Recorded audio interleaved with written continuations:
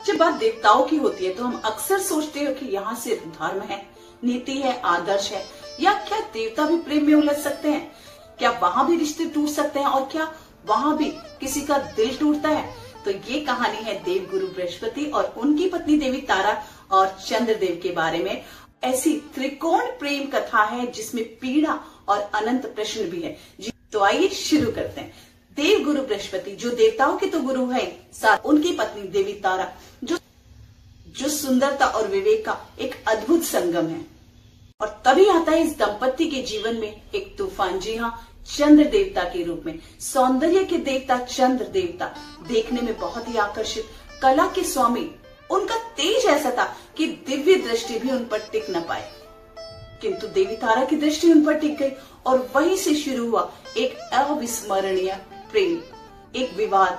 देवी तारा जो बृहस्पति जी की पत्नी थी, जो वर्षों से एक अनुशासित और संयमित जीवन जी रही थी, चंद्र की सौंदर्यता से, उनकी वाणी और उनकी कला से प्रभावित हो गई। वहीं से प्रारंभ हुई ये त्रिकोणीय प्रेम कथा। धीरे धीरे चंद्र की बातों से तारा का मोह जुड़ने लग गया और फिर इस मोह ने ली प्रेम की जगह। और एक दिन जब तारा बृहस्पति जी का घर छोड़कर चंद्र के साथ चली गई, वहीं देव गुरु बृहस्पति जिनकी वाणी से वेद निकलते हैं, वो एकदम चुप थे, लेकिन उनकी आत्मा में आग लग चुकी थी। उन्होंने चंद्र से तारा को लौटाने की बात कही। देखिए, इसमें किंवदंती एक और आती है। चंद्र ने तारा का जबरदस्ती अपहरण किया था। इस तरीके से हमेशा ये दो कथाएं बहुत ज्यादा प्रचलित है, जिसमें एक में तारा को चंद्र से प्रेरित होते हुए उनके प्रेम में फंसते हुए दिखाया। दूसरी जगह बताया जाता है कि चंद्र तारा की सुंदरता पर मोहित हो गए थे और उन्होंने तारा का अपहरण कर लिया था। जब देव गुरु बृहस्पति ने चंद्र से तारा को लौटाने की मांग की, बात की, तो चंद्र ने मना कर दिया। और क्योंकि तब चंद्र तारा को सच्चा प्रेम करने लगे थे, उन्होंने तारा को लौटाने से इनकार कर दिया।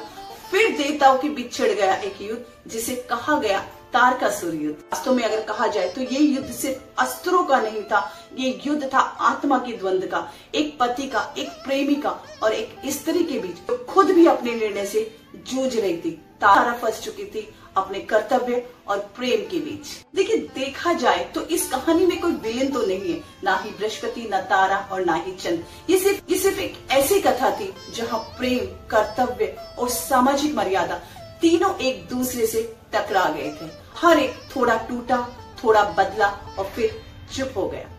शायद यही है हमारी पौराणिक कथाओं की सबसे बड़ी सीख, कि देवताओं की कहानियां सिर्फ आस्था नहीं बल्कि मनुष्य की भावनाओं का आईना भी है। तो बस कमेंट करें और इस वीडियो को शेयर करें, क्योंकि जब कहानियां सुनाई जाती हैं तभी वो जिंदा रहती हैं। वीडियो अगर अच्छा लगे तो चैनल को लाइक, शेयर और सब्सक्राइब करना बिल्कुल ना भूलें। मैं डॉक्टर नीतू वशिष्ठ आपके लिए लेकर आती रहती हूँ इसी तरीके की धार्मिक मान्यताएं और पौराणिक कथाओं का सागर।